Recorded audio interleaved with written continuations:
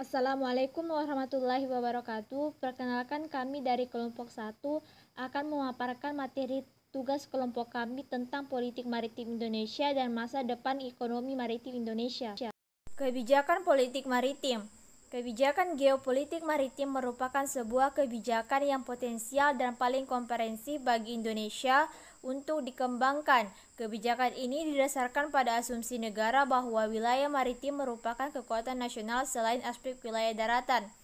Russell yang menekankan pendekatan ruang hidup negara organism determinized living space, di mana negara diidentikan seperti manusia yang butuh ruang untuk hidup dan mengelola ruang tersebut sebagai bagian dari pertahanan hidup negara. Dengan posisi Indonesia yang strategis sebagai negara kepulauan, Indonesia bisa menjadi headline dengan orientasi pada geopolitik maritim. Russell meramalkan bahwa konsultasi politik dunia akan didominasi antara negara maritim dan kontinental dalam menguasai dunia, bahkan menyebutkan bahwa Samudra Pasifik adalah kehidupan masa depan negara. Kondisi inilah yang dimanfaatkan oleh Jokowi dengan munculnya kebijakan poros maritim yang menunjukkan keciri khasan orientasi model kebijakan luar negeri Indonesia di era Jokowi.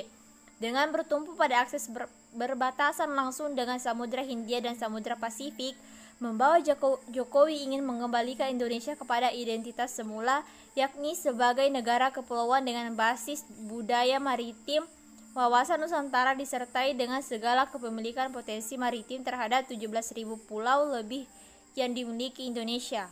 Selanjutnya yaitu kepunahan dan kelangkaan. Kelangkaan berarti kondisi di mana kita tidak mempunyai cukup sumber daya untuk memuaskan semua kebutuhan kita. Dengan singkat kata, kelangkaan terjadi karena jumlah kebutuhan lebih banyak dari jumlah barang dan jasa yang tersedia. Kelangkaan bukan berarti segalanya sulit diperoleh atau ditemukan. Sementara itu, kepunahan dalam biologi berarti hilangnya keberadaan dari sebuah spesies atau sekelompok takson. Waktu kepunahan sebuah spesies ditandai dengan matinya individu terakhir spesies tersebut, walaupun kemampuan untuk berkembang biak tidak ada lagi sebelumnya. Menurut Masyud dan Ginoga tahun 2016, berikut ini adalah faktor-faktor penyebab kelangkaan dan kepunahan spesies. Yang pertama yaitu pertumbuhan jumlah penduduk dan pola konsumsi yang tidak memperhatikan atau mengabaikan kelestarian makhluk hidup. Yang kedua yaitu penyempitan spektrum perdagangan produk kehutanan, pertanian, perkebunan, dan perikanan. Yang ketiga yaitu kepemilikan manajemen dan alur pemanfaatan yang tidak seimbang. Yang keempat yaitu pengetahuan dan penerapan yang kurang mengenai ekosistem alam dan komponen-komponen yang ada di dalamnya. Yang kelima yaitu gagal mengelola lingkungan dan sumber daya alam baik secara ekonomi dan kebijakan. Yang keenam yaitu sistem hukum dan kelembagaan memberikan celah untuk eksploitasi sumber daya biologi secara besar-besaran. Yang ketujuh yaitu persepsi keliru dalam mewujudkan keinginan untuk menghasilkan sesuatu secara cepat dan berakibat kegagalan dalam jangka panjang serta etika konservasi masyarakat yang tidak berkembang. Yang kedelapan sikap antroperetrisme sehingga menyebabkan rendahnya penghargaan terhadap sumber daya yang tidak atau belum dapat dimanfaatkan oleh manusia. Yang kesembilan, kurangnya penghargaan terhadap aktivitas konservasi dalam perubahan dan pola pertanian sederhana ke pertanian modern dan industrialisasi pertanian. Faktor kelangkaan dan kepunahan. Dari keseluruhan faktor teknis serta struktural, berikut ini adalah 3 faktor utama yang sebenarnya dapat kita cegah agar kelangkaan dan kepunahan tidak terjadi. Yang pertama yaitu merusak habitat spesies. Rusaknya habitat merupakan alasan utama yang membahayakan suatu spesies, baik hewan maupun tumbuhan. Kerusakan umumnya dilakukan karena faktor ekonomi seperti deforestasi, penambangan, dan migrasi manusia sehingga menjadikan habitat tersebut menjadi tempat tinggal. Yang kedua yaitu polusi. Polusi dapat menyebabkan kematian suatu spesies, contohnya adalah tumbuhan, minyak, hujan asan, penggunaan pestisida, polusi udara, polusi air, polusi tanah, polusi suara, dan polusi cahaya. Yang ketiga yaitu pemburuan. Kegiatan berburu dapat menyebabkan kelangkaan serta kepunahan spesies. Tujuan berburu adalah memperoleh daging, bulu, atau bagian tubuh hewan tertentu. Contohnya, badak akan diambil tulangnya dan gajah akan diambil gadingnya. Baik, selanjutnya adalah upaya pencegahan kelangkaan dan kepunahan spesies. Pencegahan kelangkaan dan kepunahan spesies dapat dicegah melalui keputusan pemerintah, misalnya pendirian cagar alam, taman nasional, hutan lindung, dan suaka marga satwa. Selain itu, pemerintah juga menerbitkan undang-undang konservasi meskipun belum dapat mencakup seluruh spesies yang terancam punah. Kita juga dapat membantu mencegah kelangkaan dan kepunahan makhluk hidup dengan cara-cara sederhana, seperti mengurangi sampah plastik, mengurangi polusi, mengurangi penggunaan pestisida, dan ikut dalam usaha melestarikan lingkungan lainnya. Selanjutnya, strategi kebijakan pelestarian dan pengelolaan. Pengelolaan kawasan konservasi perairan tidak terlepas dari pengelolaan sumber daya ikan secara keseluruhan. Konservasi sumber daya ikan adalah upaya melindungi, melestarikan, dan memanfaatkan sumber daya ikan untuk menjamin keberadaan, ketersediaan, dan kesinambungan jenis ikan bagi generasi sekarang maupun yang akan datang. Arah kebijakan pembangunan lingkungan hidup dan sumber daya alam tersebut menunjukkan prinsip-prinsip yang sangat mendasar dan harmonisasi antara keseimbangan, keselarasan, dan keserasian sistem ekologi, sosial, ekonomi, dan budaya.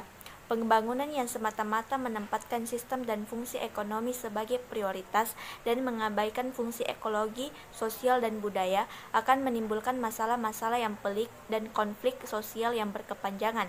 Sebagai pelaksana visi dan misi Departemen Kelautan dan Perikanan, maka Direktorat Jenderal Kelautan, Pesisir, dan Pulau-Pulau Kecil menetapkan visi, yaitu pengelolaan kelautan, pesisir, dan pulau-pulau kecil secara optimum dan lestari bagi kesejahteraan masyarakat.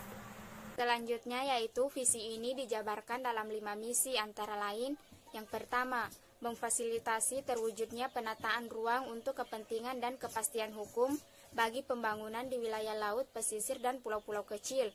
Yang kedua, memperbaiki sistem pengelolaan pesisir dan lautan untuk mewujudkan wilayah pesisir dan lautan yang bersih, sehat, produktif, dan aman.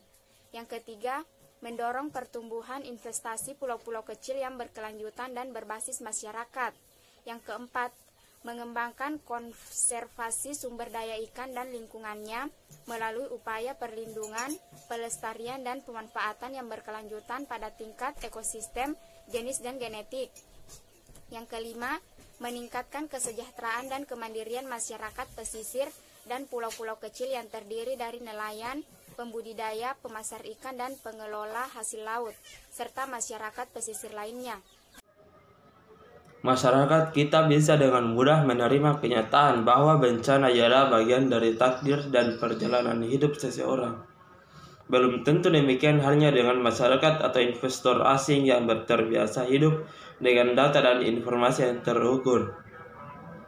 Data-data menjadi penting bagi mereka untuk mengambil dan membuat keputusan strategis dalam investasi di sektor maritim Indonesia.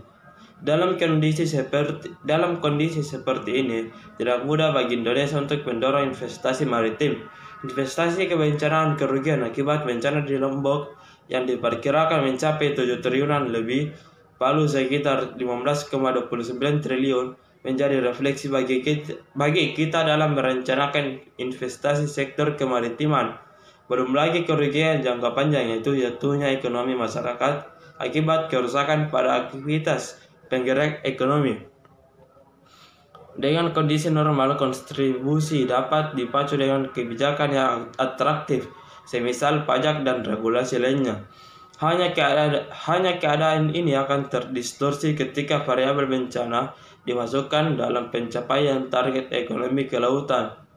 Dalam kondisi bangsa Indonesia yang kerap mengalami bencana seperti yang terjadi di Lombok, Palu, dan Selat Sunda, Mau tidak mau investasi ke lautan di pesisir dan pulau kecil harus berbasis bencana. Momentum otonomi Undang-Undang Nomor 24 Tahun 2007 tentang penanggulangan bencana menyatakan bahwa kelembagaan pengelolaan bencana dilakukan melalui Badan Nasional Penanggulangan Bencana atau BNPB. Dengan demikian, para investor dapat melihat potensi risiko secara real time di daerah potensial investasi. Kesuksesan dalam investasi maritim akan sangat ditentukan kelengkapan dan kekurangan data serta informasi kebencanaan. Kedua, dengan momentum otonomi daerah bisa menjadi entry point penguatan perencanaan kebencanaan dalam pembangunan. Sinergi implementasi Undang-Undang Nomor 24 Tahun 2007, perencanaan tata ruang dan zonasi mutlak harus dilakukan, karena pembangunan yang hanya memiliki ekonomi, konservasi, dan pemanfaatan tanpa memperhatikan risiko akan sia-sia, seperti yang sudah terjadi. Untuk itu, sinergi kebijakan kebencanaan dalam penataan ruang, zonasi, pesisir laut, dan pulau kecil harus padu.